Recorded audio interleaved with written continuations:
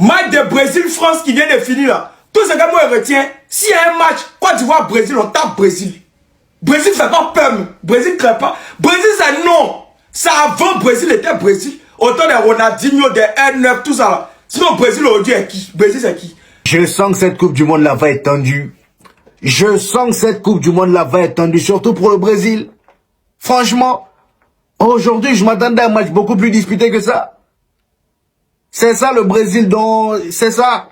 Quand je vous dis que Michael Olise sera le numéro 1 de l'équipe de France à la Coupe du Monde, vous voulez pas m'écouter. Là, je vois tout le monde s'extasier sur sa performance. C'est le meilleur joueur du monde. C'est le football, ce mec. C'est le meilleur. Mais j'ai un scoop pour vous. Il était même pas à 50%.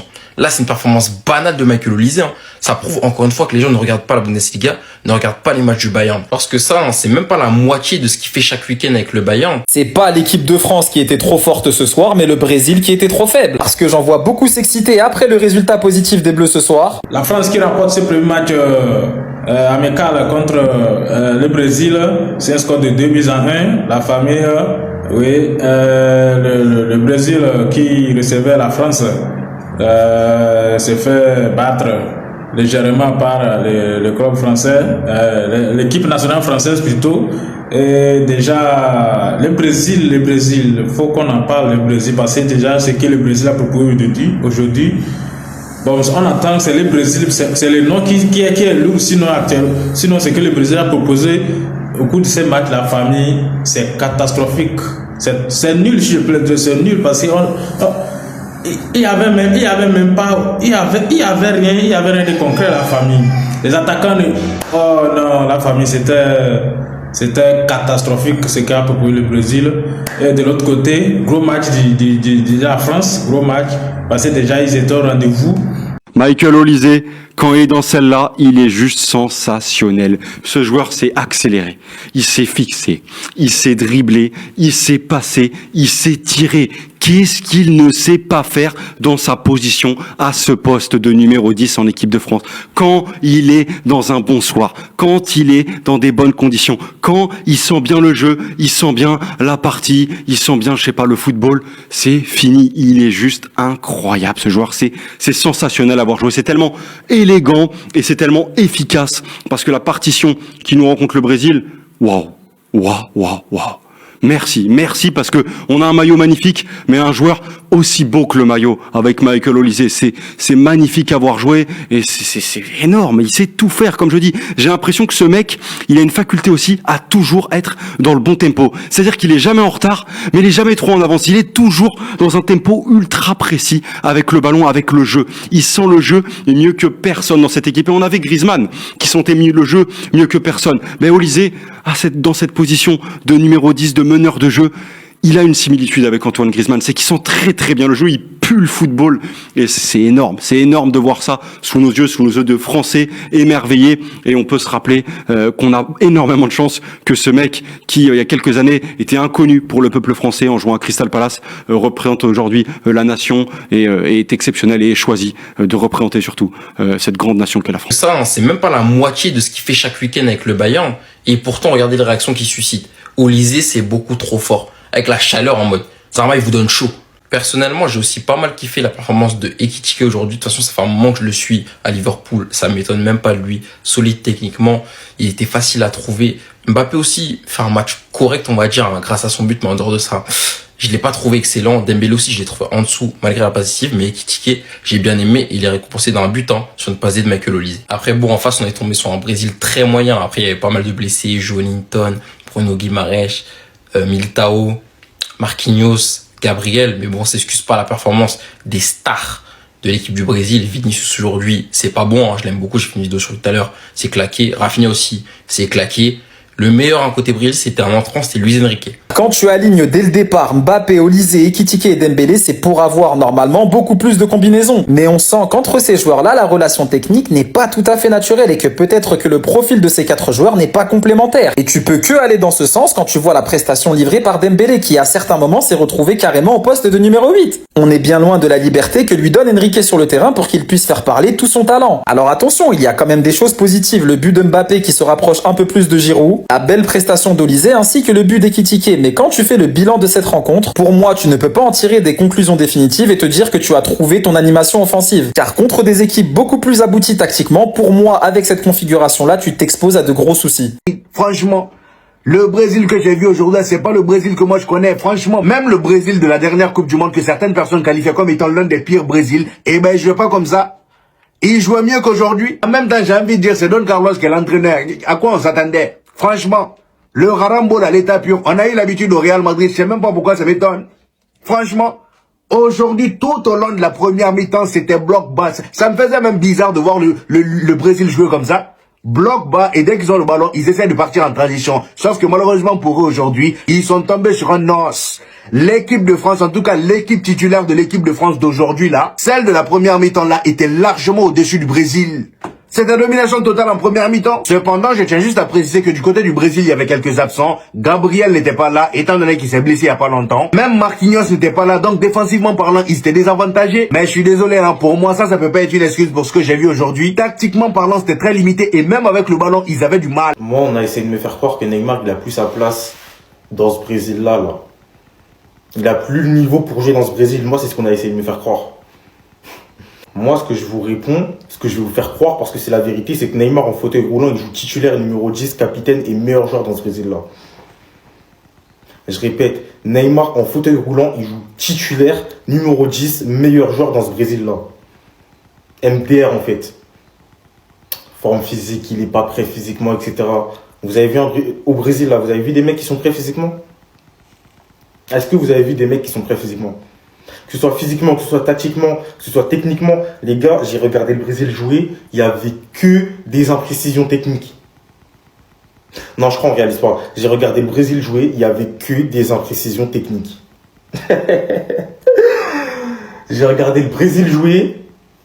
Le mec le plus dangereux offensivement, c'était Luis Enrique qui joue au Zénith Saint-Pétersbourg. Je savais pas c'était qui ce mec avant le match. Le mec le plus boosté dans les dribbles, c'était Luis Enrique qui joue au Zénith Saint-Pétersbourg. Je sais pas, il a quel âge, je crois que c'est un jeune. Je connaissais pas ce mec. Un Vinicius Junior qui se fait arrêter par Théo Hernandez. Qui se fait arrêter par Malo Gusto. Luis Enrique, il aime rentrer 5 minutes. 5 minutes, il a foutu le feu dans la défense française. 5 minutes, il a foutu le feu dans la défense française. Première mi-temps, il y avait Rafinha. Première mi-temps, il y avait Matheus Cunha. The numéro 10 à skip. Première mi-temps, il y avait Vinicius Junior. C'est Luis Enrique, un petit genou comme ça du Zénith. Il est venu, il a foutu le bordel dans la défense. Il leur a montré en mode. Et vous voulez me faire croire que Neymar, il n'a pas sa place. Vas-y, continuez à mentir aux gens. C'est bien. Oui, la France était au rendez-vous avec notamment le premier but de Kylian Mbappé, un joli bijou. Et de l'autre côté aussi, Ekitike aussi qui a fait une très belle première mi-temps. Oui, Ekitike. Parlons-en. Parlons de Michael Olise, la famille. Michael Olise vraiment qui est, pour moi, à mon avis, je pense que beaucoup, nombreux seront d'avis avec moi que Michael Olise est l'homme fort de l'équipe de France lors de ces matchs. Et je pense que déjà même 2 ans, 3 ans, Michael Olise il portera le flambeau de l'équipe nationale française. Parce que déjà ce qu'il a proposé, ce qu'il propose, Michael Olise c'est fort.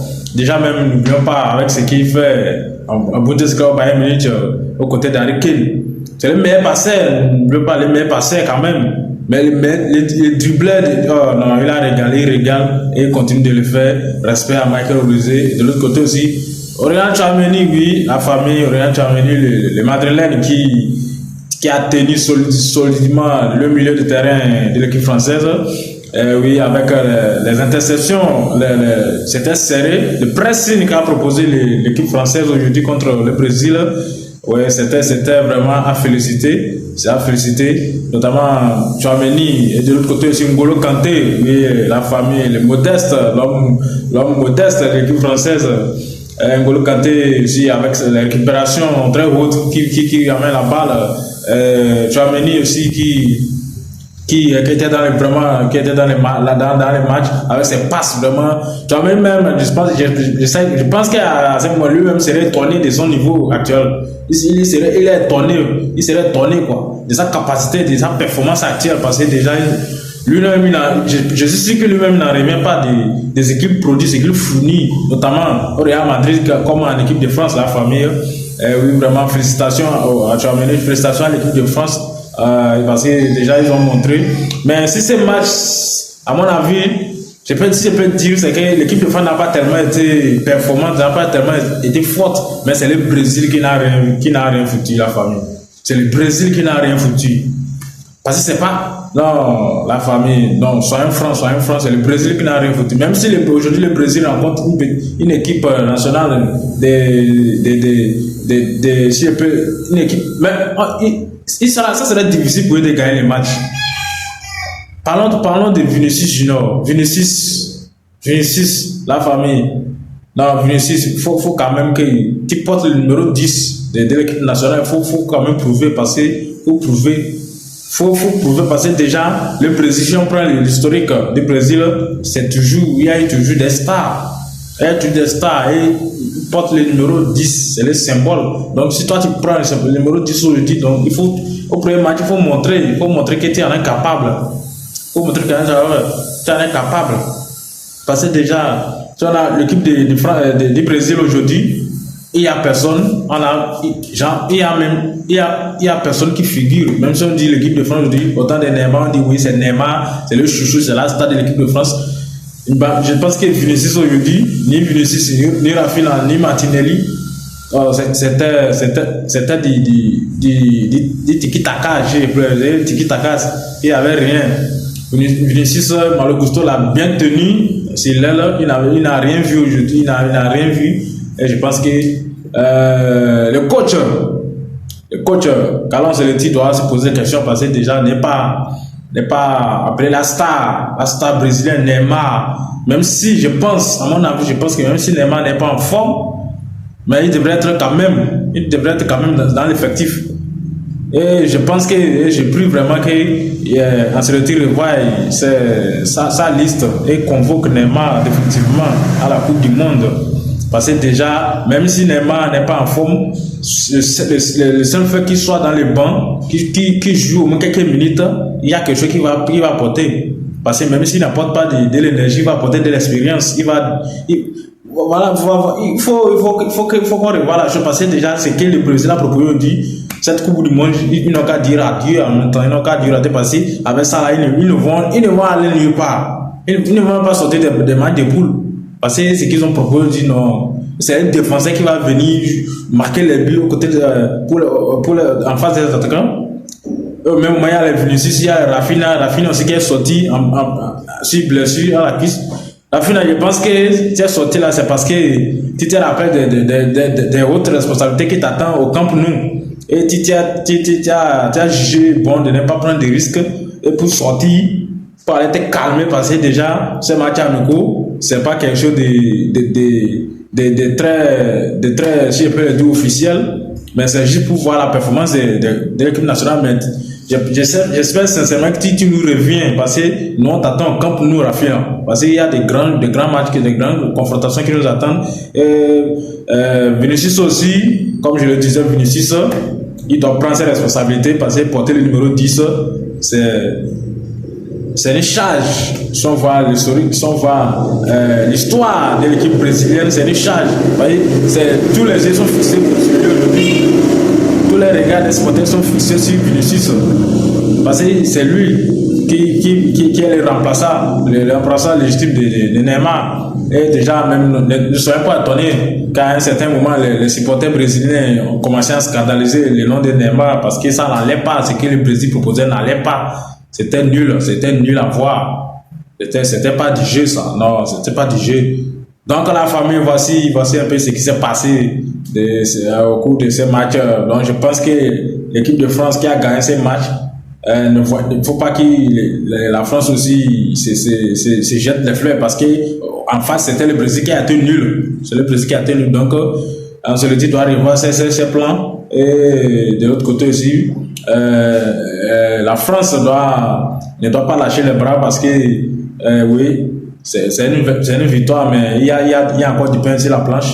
Voici un peu la famille, qu'en pensez-vous? Mettez vos avis dans les commentaires parce qu'avez-vous vu, quelle est votre analyse de ces matchs Brésil, France, laissez vos avis dans les commentaires, partagez massivement ce numéro, la famille.